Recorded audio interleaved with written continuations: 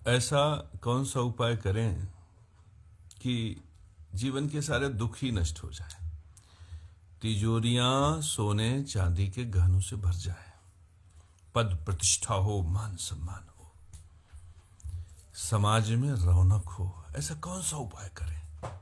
अक्सर लोग कुंडली दिखाते हैं, हस्तरेखा दिखाते, और तमाम लोग तो हमसे एकदम से हाथ जोड़ के विनती से एकदम से उन्हें लगता है गुरु जी के सामने बैठ जाएंगे तो कुछ आश्चर्य हो जाएगा। तो इस प्रकार का उपाय जानने के लिए लोग बहुत उत्सुक होते हैं। मैं आपको बताऊंगा जोशो खरोश से, दमदारी से कौन सा उपाय करो। मेरे परम प्रिय शिष्यों, सूत्रवत इस संसार में तुम कुछ भी करो वो ग्रहों का उपाय ही है।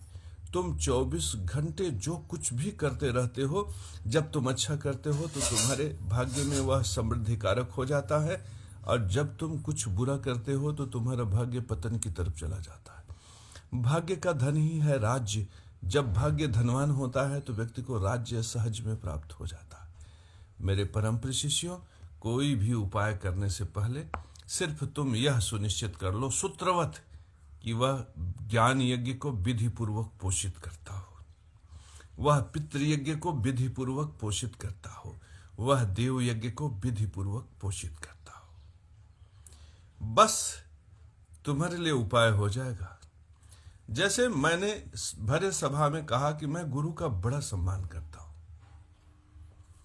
अब इससे यह मैसेज गया समाज में कि गुरु का सम्मान होना चाहिए, ये उपाय हो गया।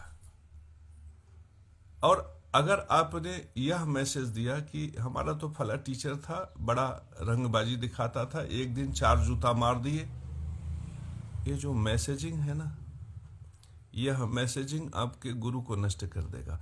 फिर गुरु धन का कारक है, धन की कमी। गुरु सुख का कारक है, सुख की कमी। संतान का कारक है, संतान उदंड।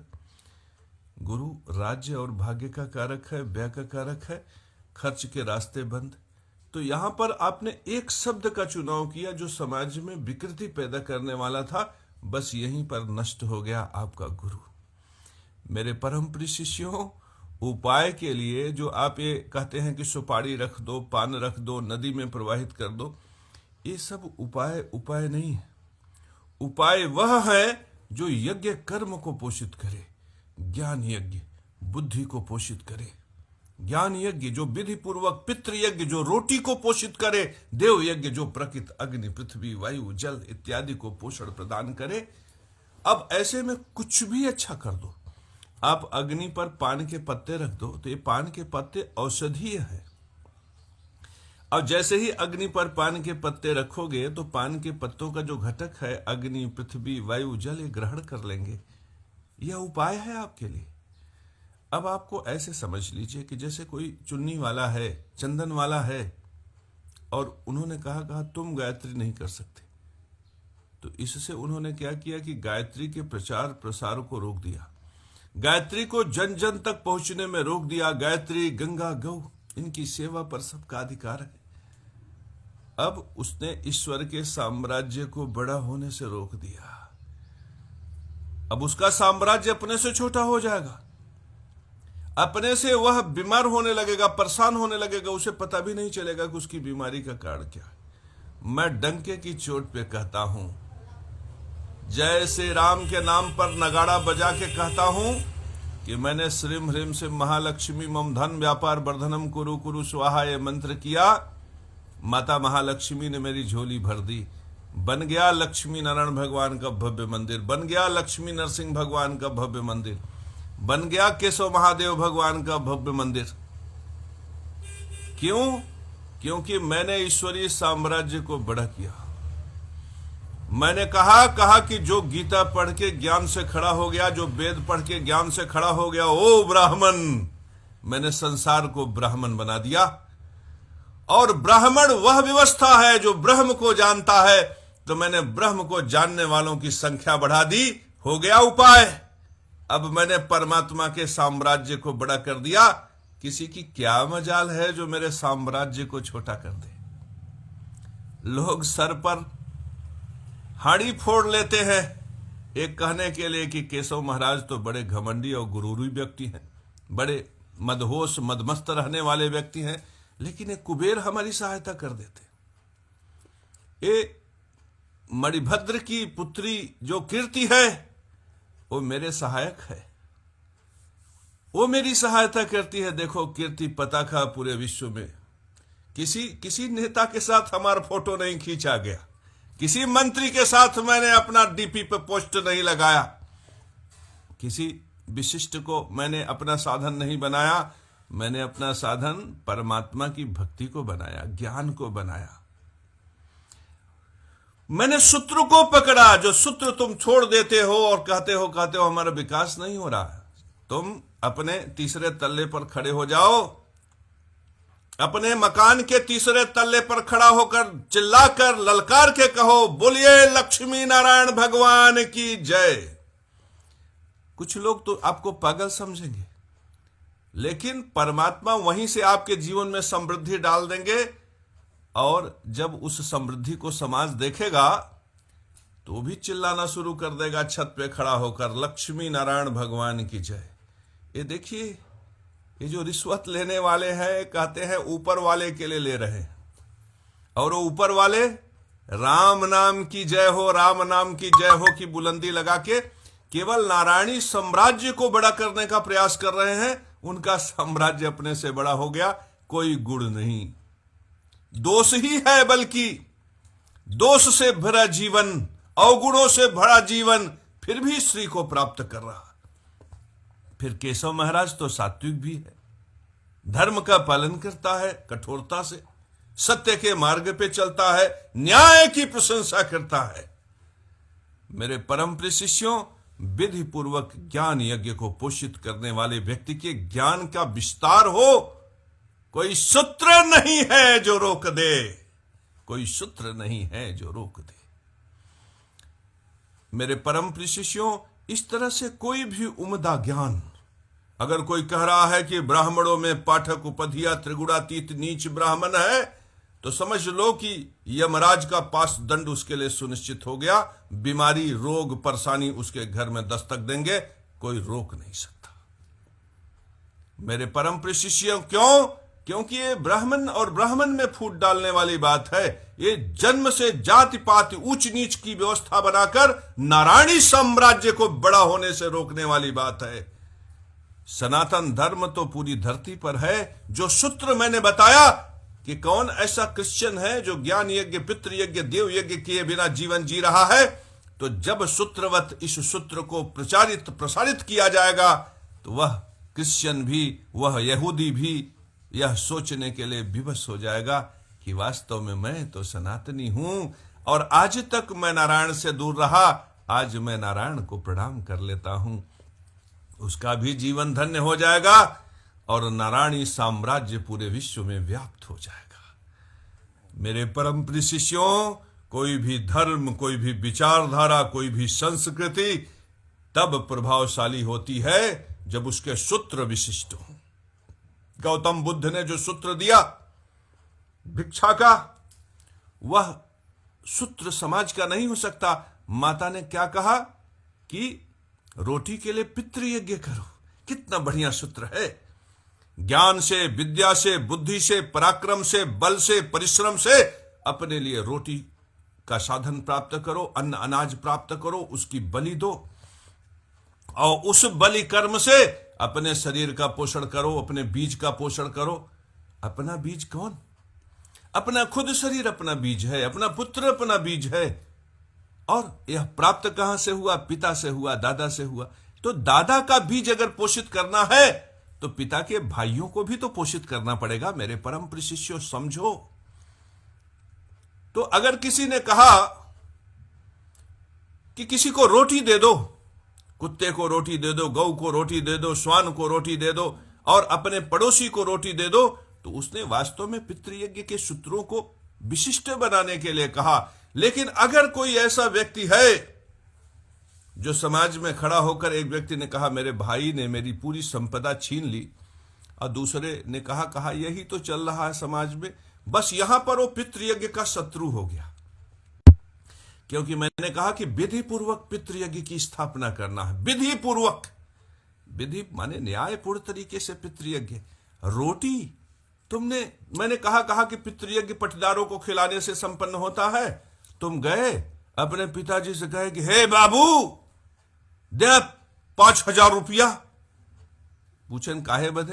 हे पटदरवन के खियाए दे, पितृयज्ञ हो जाए, हमार बियाह हो जाए। तो ये सूत्र नहीं है। वो अगर तुम खिला भी दिए, मान लीजिए पिता तुम्हारे प्रेम में पड़ के कि इसका लड़का का बियाह हो जाए, तो खिला भी दिए, तो तुमने पितृयज्ञ किया कहां? पितृयज्ञ होता है जब व्यक्ति अपने ज्ञान से, विद्या से, बुद्धि से, मेहनत से, परिश्रम से, पराक्रम से, बल से अपने लिए रोटी का साधन करता है। मेरे परम प्रिय शिष्यों, यदि विधि पूर्वक यज्ञ है, अगर केशव महाराज का ज्ञान इतना विशिष्ट है कि उससे लाखों रुपया मिल सकता है, तो वह लाखों रुपया भी पितृयज्ञ की परिधि में आता है। अगर वह विधि पूर्वक है, न्यायपूर्ण तरीके से है, तुमने प्रशंसा कर दिया, तो तुम्हारे घर में पितरों की कृपा हो जाएगी, धन धान्य का बरकत हो जाएगा, तुम्हारा सामना करने वाला कोई नहीं। लेकिन यदि यह जानते हुए कि सत्यनारायण भगवान की कथा, रुद्राभिषेक, यज्ञ, हवन, ये सब है, वह वास्तव में सात्विक धन है, विधि पूर्वक धन है, पितृयज्ञ का धन है, इसके बावजूद भी तुम कुंठाग्रस्त होकर यदि उसकी निंदा कर दिए, तो इसका मतलब तुम्हारे पितृयज्ञ का मार्ग बाधित है। पत्नी धोखा देगी, पुत्र धोखा देगा, तुम्हें पत्नी, पुत्र, परिवार का सुख नहीं मिलेगा, धन वैभव नहीं मिलेगा। पितरायण मार्ग से जो सुख प्राप्त होता है, जिसमें मैथुनी मार्ग की क्रियाएं आगे बढ़ती हैं, वो सब तुम्हारे पास नहीं होगा। तुम्हारी बारात में बैंड बाजा बहुत ही मातम स्वर में बजेगा, बढ़िया से धूमधाम से तुम्हारा शादी विवाह भी नहीं होगा। मेरे परम प्रिय शिष्यों, कितना सूत्रवत है जीवन। तो तुम केवल प्रशंसा मात्र करो। एक व्यक्ति अगर अच्छी खेती किया, गेहूं उपजाया, बाजरे की खेती की, धान की खेती की, और उसका खेत लहलहा रहा है, यदि तुम उसके किनारे पर खड़े होकर किसान का पीठ ठोकते हुए प्रशंसा कर दो कि यार तुम दैव स्वरूप हो, तुम पितरों को पोषित करने के लिए, तुम समाज में लोगों के क्षुधा के भरण पोषण के लिए यज्ञ में, पितृयज्ञ में बलि स्वरूप में जो अन्न अनाज का उत्पादन कर रहे हो, निश्चित रूप से तुम्हारा काम सराहनीय है। तुम परम प्रतापी, परम श्री से युक्त हो। तुम्हारे सामने बड़े बड़े लोग जो सुख भोगी हैं, वे टिक नहीं सकते। वह जो गुरु बड़े बड़े हैं, एयर कंडीशन इत्यादि में रहते हैं, उनका पुण्य भी तुम्हारे सामने छीड़ है। यदि इस प्रकार से उस मेहनत कश किसान की वंदना कर दो, देखो तुम्हारे जीवन में अन्न अनाज का भंडारण विशिष्टता से प्राप्त होगा।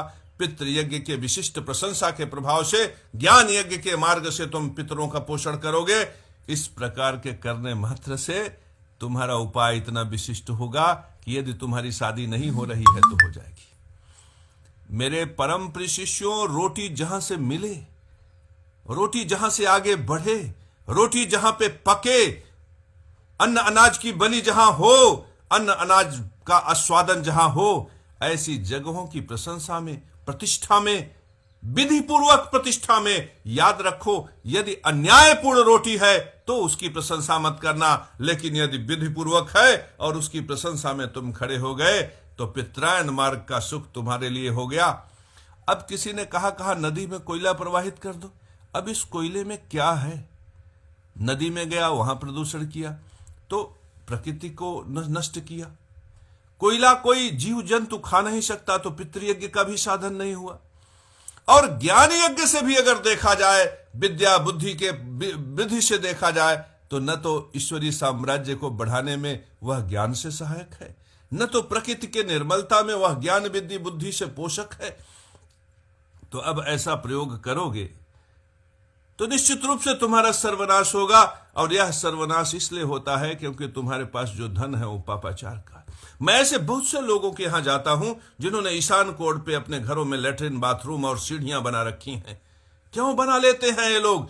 क्यों? क्योंकि ये अपने पैसे गुरूर में मदमस्त होकर ब्राह्मण इत्यादि का तिरस्कार करते हैं और अपने को बुद्धि में श्रेष्ठ मानकर अपने सुविधा, सुख सुविधा के अनुरूप परिस्थितियों को सहन करते हैं और उसी के हिसाब से घर मकान का निर्माण कर लेते हैं।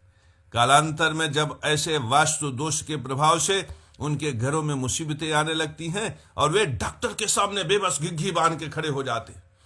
डॉक्टर कहता है कि आंत काट के जो है निकालना पड़ेगा तब स्वस्थ होंगे, वो भी करा के देख लेते हैं, लीवर का ऑपरेशन करा के भी देख लेते हैं। बहुत कुछ करने पर भी डॉक्टर का फेरा बंद नहीं होता। तब उन्हें याद आता है जगत गुरु केशव महाराज। फिर वो आग्रह करने लगते हैं, गुरु जी हमारे घरवा चल के हमार घरवा देख लेते हैं। लेकिन तब केशव महाराज का शान उन्हें दिखाई पड़ता है कि अरे केशव महाराज तो मंदिर से बाहर निकलना नहीं चाहते, किसी से मिलना नहीं चाहते। तब उसमें समाज में पहले तमतमाया हुआ आता है, वहां भी दोष करता, अरे वो केशव महाराज तो बड़ा घमंडी आदमी है, झूठा ही अपने को जगत गुरु कहता है, आता जाता कुछ नहीं। अब वहां भी वो पाप इकट्ठा करते हैं। एक सामान्य तपस्वी को जो पूजा पाठ में लगा है, वो उसका क्या मतलब है तुम्हारे घर से, क्या मतलब है तुम्हारे मकान से, संस्कार से। अब वहां भी अपनी दुर्गति कराते हैं।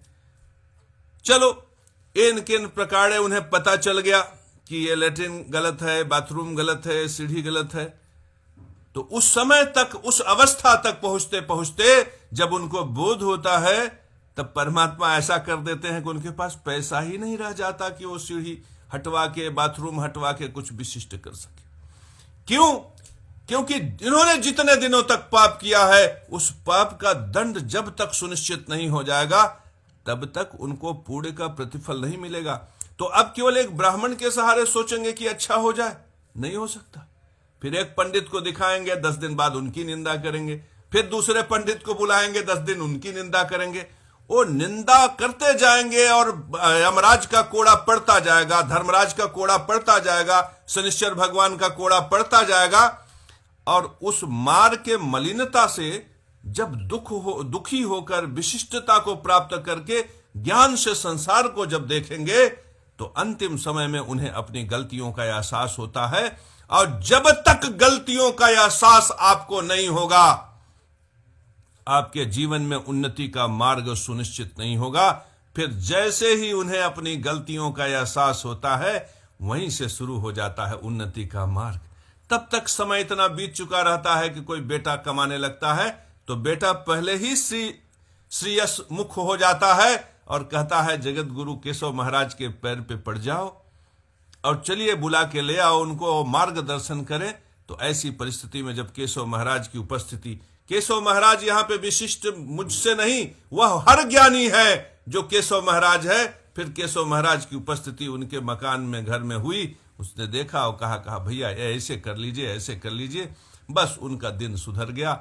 फिर उनके घर में उन्नति होने लगी, बरकत होने लगी। और वह व्यक्ति जो जीवन भर अपनी गलतियों के लिए, अपने लिए दंड की व्यवस्था करता रहा, उसके मन में भी सजगता आ गई कि चलो अब बुढ़ापा ही सही, इस बुढ़ापे में कुछ अच्छा कर लेते। तो मेरे परम प्रिय शिष्यों, ग्रहों को अनुकूल करने के लिए आप चलते फिरते उपाय कर सकते हो। जैसे कोई राम के नाम पर लूट कर रहा, आप सिर्फ इतना कह दो कि राम तो आदर्शवादी थे, राम तो धर्मात्मा थे, राम को कभी भी दूसरे का अनधिकृत अधिकार प्रिय नहीं था, राम तो पितृयज्ञ की रक्षा करने आए थे। राम के नाम पर अगर तुम रोटी छीन रहे हो तो यह तुम्हारे लिए दंड कारक होगा। बस तुम इतना कह दो इन रिश्वतखोरों से, बस तुम इतना कर दो इन कमीशन खोरों से और इन ऊपर वालों से जो राम के नाम पर रिश्वतखोरी करते हैं। विश्वास मानो रिश्वतखोरी पर, कमीशन खोरी पर लगाम लग जाएगा। एक कमीशन खोर ही है, रिश्वत खोर ही है, एक बिचौलिया है जो पुजारियों की निंदा करते हैं, पंडितों की निंदा करते हैं। सोचो, एक पंडिताई में वो 4 घंटा जब कथा कहता है, 4 घंटा रुद्राभिषेक करता है, तो आप ही लोग हो जो अपने घरों में रुद्राभिषेक कराते हो। कोई 700 देता है, कोई 800 देता है, कोई 1000 देता है, इतना ही ना देते हो क्या? उस ज्ञान की विशिष्टता के लिए तुम 1000 रुपया ज्यादा दे देते हो। तुम एक तरह से मजदूरी करा के ही तो उसको पारिश्रमिक देते हो। मैं अगर 3500 रुपया में हवन करता हूं तो 2000 रुपया तो सामान में खर्च हो जाता है, 1500 रुपया ही मिलता है। और उसमें कितना समय लगता, दिन पूरा लग जाता। दिन भर की कमाई यदि 1500 हुई तो कौन ज्यादा है? वे कमीशन खोर जो एक ट्रक रोक के लाखों रुपया इकट्ठा कर लेते हैं गलत तरीके से, क्या उनसे ज्यादा कमा लेते हैं? लेकिन तुम उन कमीशन खोरों को तो छोड़ देते हो भय बस। जो प्रकृति को नष्ट कर रहे हैं, जो राजधर्म को नष्ट कर रहे हैं, जो राष्ट्र धर्म को कलंकित कर रहे हैं, उनके सामने तो डर के तुम्हारी घिघी बन जाती है। तुम उनके चरणों में नतमस्तक होकर उनका जय हो जय हो जय हो करते रहते हो। और वे ब्राह्मण जो धर्मानुकूल जीवन जी रहे हैं, जो सत्य परायण हैं, जो समाज के लिए मार्गदर्शक हैं, और जो अपनी कला से, अपने ज्ञान से, प्रतिभा से भाई भाई में प्रेम पैदा कर रहे हैं, समाज में धर्म का उपदेश करके समाज को एक रास्ता से जीने की राह दिखा रहे हैं, सत्य का मार्ग दिखा रहे हैं, धर्म का मार्ग दिखा रहे हैं, प्रेम और भावनाओं को भाव से युक्त कर रहे हैं, उस ब्राह्मण के लिए तो तुम निंदनीय हो जाते हो। लेकिन वह अत्याचारी असुर जो तुम्हारे पितृयज्ञ को नष्ट कर रहा है, जो ज्ञान यज्ञ को नष्ट कर रहा है, जो देव यज्ञ को नष्ट कर रहा है, उसकी तो तुम प्रशंसा करते हो। अब जब तुमने उनकी प्रशंसा की तो नारायणी साम्राज्य को छोटा किया, और जब तुमने नारायण साम्राज्य को छोटा कर दिया तो तुम्हारा साम्राज्य नारायण ने छोटा कर दिया, तो रोते क्यों हो? मत रो। केशव महाराज का साम्राज्य यदि बड़ा हो रहा है तो तुम रोने लगते हो कि मैं पाखंडी हूं, मैं ढोंगी हूं। अरे अल्पज्ञानियों, सूत्र को समझो। केशव महाराज तो ढोलक बजा के जैसे राम बोलता है। केशव महाराज तो तुमादिदेव पुरख पुराण फेसबुक सोशल प्लेटफॉर्म पर बोलता है। केशव महाराज तो कल्लू तेली के लड़के के लिए भी कहता है कि ओम भूर्भुवः स्वः तत्सवितुर्वरेण्यं भर्गो देवस्य धीमहि धियो यो नः प्रचोदयात्। ये करो, मंत्र तुम्हारे लिए है। और वह गंगा का जल जब लेकर खड़ा होता है तो उसके आस्वादन के लिए सबको आमंत्रित करता है। तब वो नहीं सोचता कि कौन ब्राह्मण है, कौन वैश्य है, कौन दलित है, कौन शूद्र है। केशव महाराज तो सब में ब्राह्मण को देखता है, सब में वैश्य को देखता है। केशव महाराज तो डंके की चोट पर खड़ा होकर कहता है कि जब व्यक्ति गीता के ज्ञान से बलवान हुआ, धर्म के सूत्रों को जाना, विशिष्टता से विद्वान हुआ, वही ब्राह्मण हो गया। जो ब्राह्मण बना उसने धर्म को जाना, और जब धर्म को जानकर धर्म की रक्षा के लिए बल से खड़ा हो गया सीना तान के, तब वही क्षत्रिय जिसमें ब्राह्मण नहीं घटा उसमें क्षत्रिय तो कैसे घट सकता? योगी आदित्यनाथ जी बहुत बड़े क्षत्रिय बन गए। 4 क्रिमिनल्स का घर गिराने के चक्कर में न जाने कितने गरीबों का भी घर गिर गया। बताइए, यदि वह ब्राह्मण बने होते, यदि वह ज्ञान से ब्राह्मण रहे होते, तब क्षत्रिय बनते, तो जो विशिष्टता प्राप्त होती, क्या वो विशिष्टता प्राप्त हुई? आज क्या होता है कि कोई ठाकुर बन जाता है, क्षत्रिय बन जाता है, बल से क्षत्रिय बन जाता है। तो बल से क्षत्रिय बन जाता है तो क्या कहता है? हमारा चलेगा, किसी और का नहीं चलेगा। हम ठाकुर हैं, हम क्षत्रिय हैं, हमारा ही साम्राज्य जो हमारे खिलाफ बोलेगा ठीक नहीं होगा। तब ये भाव पैदा हो जाता है। और कोई व्यक्ति ज्ञान से ब्राह्मण बन जाता है तो कहता है कि चुन्नी हम ही रखेंगे, तुम रखोगे तो ठीक नहीं होगा। मेरे परम प्रिय शिष्यों, यहां पे जो ब्राह्मण है वो क्षत्रिय हो ही नहीं पा रहा। इसलिए क्योंकि सदियों सदियों से बंदिशें लगा दी गई कि तुम क्षत्रिय हो, बने रहो, तुम ब्राह्मण नहीं हो सकते। तो क्षत्रिय ने तो धर्म को जाना ही नहीं, तो धर्म विकृति स्वरूप को प्राप्त होगी। अरे यदि किसी क्रिमिनल्स को गोली से मारा जा सकता है तो किसी न्यायाधीश को कड़ाई से यह कहा भी तो जा सकता है कि तुम न्याय करो। आज कचहरी की स्थिति देखकर आप अपने आप में शर्म महसूस करेंगे। आप जब कचहरी कोर्ट के परिसर में जाते हैं तो पहले ही कोई व्यक्ति खड़ा हो जाता है, कहता है इतना दो, तभी तुम्हारा केस न्यायाधीश के सामने पेश होगा, अन्यथा नहीं पेश होगा। इन रास्तों को सरल बनाने का प्रयास होना चाहिए कि नहीं होना चाहिए? मेरे परम प्रिय शिष्यों, यह सरल तब होगा जब पहले लोग ज्ञान से ब्राह्मण बनेंगे, धर्म को जानेंगे, फिर वो क्षत्रिय बन जाएंगे, धर्म की रक्षा करेंगे। वही ब्राह्मण क्षत्रिय जिसमें घटित हुआ, जब वही वैश्य बनेगा तो वह धर्म को जानता रहेगा, तो धर्मानुकूल व्यवसाय करेगा। और वही वैश्य जब सेवक बन जाएगा मेरे परम प्रिय शिष्यों, तब वह उसको पता रहेगा कि सेवा कहां करनी है हमें। तब उसे पता रहेगा कि सेवा कहां करनी है। तब वह ये नहीं करेगा कि हमें दो 20% कमीशन, 50% कमीशन, तब वह है नहीं कहेगा।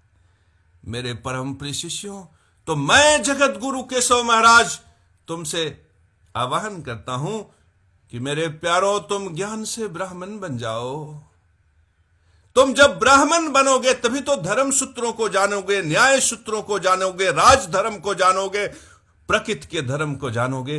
तभी तो धर्म संरक्षण के लिए खड़े हो जाओगे। तभी तो न्याय के सूत्र की स्थापना होगी, उस न्याय के सूत्र की स्थापना जो धर्म के आधार पर है। याद रखना, यज्ञ में यही न कहा गया है विधि पूर्वक यज्ञ करो, न्यायपूर्ण तरीके से यज्ञ करो, विधि पूर्वक। तो जिस दिन ये विधि पूर्वक स्थापित हो जाएगा, धर्म अपने आप स्थापित हो जाएगा। मेरे परम प्रिय शिष्य, आवश्यकता है इन क्षत्रियों को जो शासन कर रहे हैं, इन मंत्रियों को जो शासन कर रहे हैं, जो क्षत्रिय स्वरूप में समाज में व्याप्त है, जिस दिन ये ब्राह्मण बन जाएंगे उस दिन कमीशन खोरी समाप्त हो जाएगी। क्योंकि तब ये जब क्षत्रिय बनकर समाज की रक्षा के लिए प्रस्तुत होंगे तो मेरे परम प्रिय शिष्यों चमत्कार हो जाएगा। क्योंकि ये धर्म को जानते रहेंगे और धर्म पूर्वक तरीके से ये सेवा करेंगे। नहीं तो आज रजिस्ट्रार ने हमारी देखिए रोटी छीन ली, पितृयज्ञ नष्ट कर दिया, लाखों रुपया मैंने प्रयागराज में जमीन में लगा दिया, और उस रजिस्ट्रार के भरोसे जो जिसके लिए कहा जाता था कि योगी आदित्यनाथ का शासन है, यहां न्याय नहीं होगा, लेकिन फिर भी मुझे जमीनें नहीं मिली। क्यों? क्योंकि जो राजा है, जो सम्राट है, वो केवल क्षत्रिय है, वो केवल ठाकुर है, वो ब्राह्मण तो हुआ ही नहीं। अगर वो ब्राह्मण बना होता मेरे परम प्रिय शिष्यों, तो धर्म को जानता, वो राजधर्म को जानता। महाराजा भोज उस टीले वाले यादव के लड़के से मिलने चले गए, देखने चले गए कि वो न्याय कैसे करता है, न्याय करने की कला सीखने चले गए। और यहां पे व्यवस्था ऐसी है कि कल्लू तेली के लड़के को समझ में आ जाता है कि न्याय किसके पक्ष में है, लेकिन मुख्यमंत्री और प्रधानमंत्री को समझ में नहीं आता कि न्याय किसके पक्ष में है। सोचो, कासे ब्राह्मण बनते तब क्षत्रिय बनते। आज आवश्यकता है सारे समाज को कि पहले वो ब्राह्मण बन जाए। मेरे परम प्रिय शिष्यों, यदि वह ब्राह्मण बना तभी तो क्षत्रिय बनेगा, और अगर वो ब्राह्मण क्षत्रिय बना तभी तो उत्तम वैश्य बनेगा। सोचो, जिसे धर्म के विषय में पता नहीं वो धर्मानुकूल व्यवसाय कैसे करेगा? और धर्म के विषय में यदि जानकारी होगी तो ब्राह्मण बने बिना तो हो ही नहीं सकती। तो जो ज्ञान से, विद्वता से ब्राह्मण बन गया, धर्म को जाना, राजधर्म को जाना, प्रकृति के धर्म को जाना, वही फिर धर्म संरक्षण के लिए खड़ा होता है तो क्षत्रिय हो जाता, और वही फिर धर्म को जानकर धर्मानुकूल तरीके से व्यवसाय करता है तब वो वैश्य हो जाता है। बलवान क्षत्रिय जब धर्म को जानता रहता है तो न्याय के लिए खड़ा हो जाता है, तो समाज में न्याय के सूत्र की स्थापना होती। याद रखना, धर्म की रक्षा केवल न्याय से हो सकती है, धर्म की रक्षा न्याय से हो सकती है। इसलिए राजा का भी धार्मिक होना बड़ा आवश्यक है, क्योंकि यदि राजा धार्मिक नहीं होगा तो न्याय का सूत्र कहीं खो जाएगा। मेरे परम प्रिय शिष्यों, आओ हम सब न्याय का संरक्षण करें। तो मेरे परम प्रिय शिष्यों, अगर तुम धर्मात्मा बनना चाहते हो तो एक नीचे का सूत्र पकड़ लो कि धर्म के आधार पर न्याय है। यदि तुम न्याय की संरक्षण में भी खड़े हो, दो भाइयों के बीच में बंटवारा हो रहा है, मत जाओ, और जाओ तो सिर्फ इतना कह के चले आओ कि भाई पिता के संपत्ति पर भाइयों का समान अधिकार है, भाई भाई का हिस्सा मत मारो। बस इतना कह के चले आओ, देखो तुम्हारा मंगल तुम्हारे अनुकूल हो जाएगा। तुम्हारे लिए हो गया ज्योतिष का उपाय। याद रखना, ज्योतिष के उपाय में यदि तुम विधि पूर्वक ज्ञान यज्ञ की स्थापना कर देते हो, विधि पूर्वक पितृयज्ञ की स्थापना कर देते हो। अब विधि पूर्वक पितृयज्ञ का मतलब रोटी सबको मिले। तो यदि तुम अपनी कमाई के, मेहनत के, परिश्रम से, रोटी से थोड़ा सा रोटी खुद खा लेते हो, थोड़ा पत्नी पुत्र को खिला देते हो, थोड़ा भाई के लिए भी बचा लेते हो, थोड़ा परिवार के लिए, थोड़ा पटीदार के लिए कर देते हो, तुम्हारा पितृयज्ञ इतना विशिष्ट हो जाएगा कि संसार तुम्हारी रोटी छीन नहीं सकता। और ये माता गायत्री के पितृयज्ञ का जो सूत्र है, यदि समाज में स्थापित हो जाए तो ये कोर्ट कचहरी के हजारों हजार केस समाप्त हो जाएंगे, क्योंकि इसमें तमाम ऐसे मुकदमे चल रहे हैं जिसमें भाई जानता ही नहीं कि वो पितृयज्ञ को नष्ट कर रहा है, भाई की संपदा को छीनकर। न जाने कितने भाई भाई का मुकदमा, चाचा भतीजा का मुकदमा ऐसे ही खत्म हो जाए। बताओ, जब तुम अपने चाचा के लिए चने का दाल लेकर खड़े हो जाओगे, बोरी भर चावल लेकर खड़े हो जाओगे, गेहूं और ज्वार लेकर खड़े हो जाओगे, तो क्या तुम्हारा चाचा तुमसे लड़ाई करेगा? जिस दिन तुम पितृयज्ञ के सूत्रों का पालन करने लगे तो तुम भी बुरिया लेके खड़े रहोगे, चाचा भी बुरिया लेकर खड़ा रहेगा, तो चाचा भतीजे की जो लड़ाई है वो सदा सदा के लिए समाप्त हो जाएगी। फिर ये मुकदमे में जो कमीशन मांगने वाले लोग हैं, इनको तुम देख भी नहीं पाओगे, और समाज में ऐसी अमन, ऐसे चमन की व्यवस्था होगी जो तुम्हारे लिए सुखद होगा, संसार के लिए सुखद होगा। परमात्मा की व्यवस्था को निर्मल कर देने वाले ये अद्भुत सूत्र हैं ज्ञान यज्ञ के, पितृयज्ञ के, देव यज्ञ के। कोई भी ऐसा व्यक्ति जो तुम्हें समझ में आए कि गुरु है, तो इसको ज्ञान यज्ञ से परखो कि क्या विधि पूर्वक ज्ञान यज्ञ कर रहा है। उसके सूत्रों को पितृयज्ञ में परखो कि क्या यह विधि पूर्वक पितृयज्ञ कर रहा है। उसके सूत्रों को देव यज्ञ में परखो कि क्या यह विधि पूर्वक देव यज्ञ कर रहा। यदि तुम्हें लगे कि यह विधि पूर्वक ज्ञान यज्ञ कर रहा है, विधि पूर्वक पितृयज्ञ कर रहा है, विधि पूर्वक देव यज्ञ कर रहा है, तो उसी के चरणों में गिर के साष्टांग हो जाना, और उसी में तुम केशव महाराज को देख लेना। वही संसार का जगत गुरु है। जगत गुरु का मतलब यह नहीं है कि केशव महाराज की ये लाल पकड़ी, लाल टीका और ये सुंदर आंखें, ये जगत गुरु की पहचान नहीं है। जगत गुरु की पहचान है कि जिसकी वाणी से सूत्रवत ज्ञान यज्ञ को पोषण मिले, जिसकी वाणी से पितृयज्ञ को पोषण मिले, देव यज्ञ को पोषण मिले, वो संसार का हर व्यक्ति केशव महाराज है। जहां से ज्ञान यज्ञ, पितृयज्ञ, देव यज्ञ को पोषण मिले, जहां पे विधि पूर्वक यज्ञ को पोषण मिले, जहां पे माता गायत्री को सूत्रों को पोषण मिले, वहीं पे केशव महाराज प्रकट है और संसार के लिए ज्ञान वर्धक है। तब वह जगत गुरु है। अब किसी ने कह दिया कि गायत्री तो हम ही कर सकते हैं, तुम नहीं कर सकते। कोई मंत्र कर रहा है बेचारा मेहनत करके, परमात्मा आने वाले हैं, सुन लिए पुकार परमात्मा, और वो ब्राह्मण महोदय आ गए कहे कि तुम अगन्यास नहीं किए हो, करन्यास नहीं किए हो, जल से तर्पण नहीं किए हो, तुम्हारा तो सर्वनाश हो जाएगा। अब वो बेचारा मंत्र से विरक्त हो गया, हट गया। बाद में पता चला कि वो शराबी बन गया। अब उसको शराबी बनाने में भूमिका किसकी है बताओ? मांत्रिक था, साधक था, साधना में रत था, साधना से बहका दिया। इसलिए वो बहक गया क्योंकि उनको उसने गुरु मान लिया। यह नहीं जान पाया कि यहां पे गुरु वेश में चांडाल है।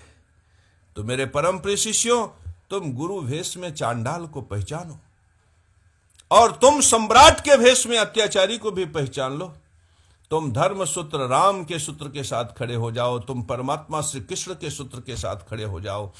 परमात्मा राम ने क्या किया? रावण जो जन्म से ब्राह्मण था, देखो यहां पर कितनी विशिष्ट विलक्षण घटित हो रहा है कि रावण जो जन्म से ब्राह्मण है, राम उसकी 20 भुजाएं काटकर जमीन में गिरा देते हैं। गर्दन 10 सिर हैं उसके, 10 सिरों को काटकर जमीन में धराशायी कर देते हैं। क्यों जानते हैं? क्योंकि वो रावण हमारी रोटी छीन रहा है, जैसे वो कमीशन खोर छीनते हैं। पितृयज्ञ को नष्ट कर रहा है। वो कहता है मैं बहुत बलशाली हूं, सब ज्वार बाजरा पर मेरा अधिकार है। वो कहता है कि यह भविष्य जो पृथ्वी से उठता है, जिनसे देवता पोषित होते हैं, उन पर भी मेरा अधिकार है। वो देवता और पितरों दोनों का अधिकार छीन लेना चाहता है। इसलिए राम ने उनको गर्दन काटकर धरती पे सुला दिया। और कृष्ण भगवान तो एक कदम आगे बढ़ जाते। कंस कहता है कि नंदगांव जो गौवंश है, जो गो घृत दूध दही इत्यादि है वो मैं जबरदस्ती तुमसे छीन लेता हूं, यह मेरे लिए है, तुम्हारे लिए नहीं है। इस पर भगवान श्री कृष्ण इतने क्रोधित होते हैं कि वो पहुंच जाते हैं कंस की नगरी में, पहुंच जाते हैं और वहां कंस के सीने पे चढ़ के मुष्टिकाओं से प्रहार करके उसको मार डालते हैं। कहते हैं कि पितृ यज्ञ नष्ट करोगे तो तुम्हारा यही हश्र होगा। तो ये पितृ यज्ञ नष्ट करने वाले जितने रिश्वतखोर भ्रष्टाचारी हैं वो सुन ले, राम उनके लिए है, धनुष बाण लेकर खड़े हैं। परशुराम उनके लिए हैं, फावड़ा लेकर खड़े हैं। कृष्ण आएंगे तो मुष्टिकाओं के प्रहार को झेल नहीं पाओगे। तो जो धर्म के साथ है, जो सत्य के साथ है, जो न्याय के साथ है, उनके साथ परमात्मा राम है, भगवान कृष्ण है। और जो यज्ञ सूत्र के दुश्मन है, शत्रु है, उनका सर्वनाश इसी धरती पर लिखा है। उनके लिए नरक यहीं पर नियुक्त होगा।